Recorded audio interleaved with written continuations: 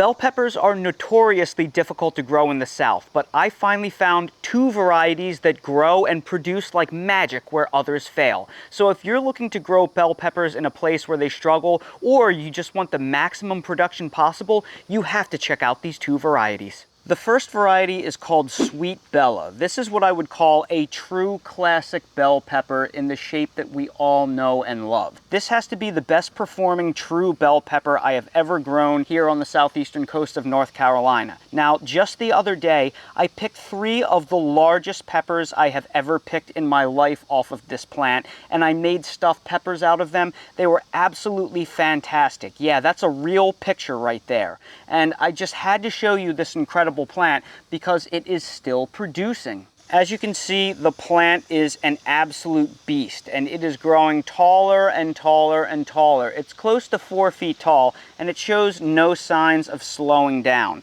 And this is going to be a really, really nice pepper that's ready to pick in a few days. I can't wait. They are perfect for stuffing and all the classic things we love doing with bell peppers. And the second variety is called Red Impact. This is more of an elongated bell type pepper, but once it gets long enough, you can definitely use it exactly as you would a regular old bell pepper. I've been raving about this variety for 2 years now, and it is absolutely incredible. The production is off the charts. It thrives in the southeast here where bell peppers usually don't grow very well, and we're having a much hotter and drier year than we did last year, and it's performing just as well, if not better. Look at all those peppers back there. You can barely even get them all in the frame. This is Red Impact. Look how productive and how huge and perfect the plants are.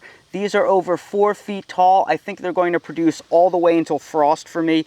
Wow. Now that is a shot right there. Just amazing. Just look at that shot right there. Is that not incredible? Whew!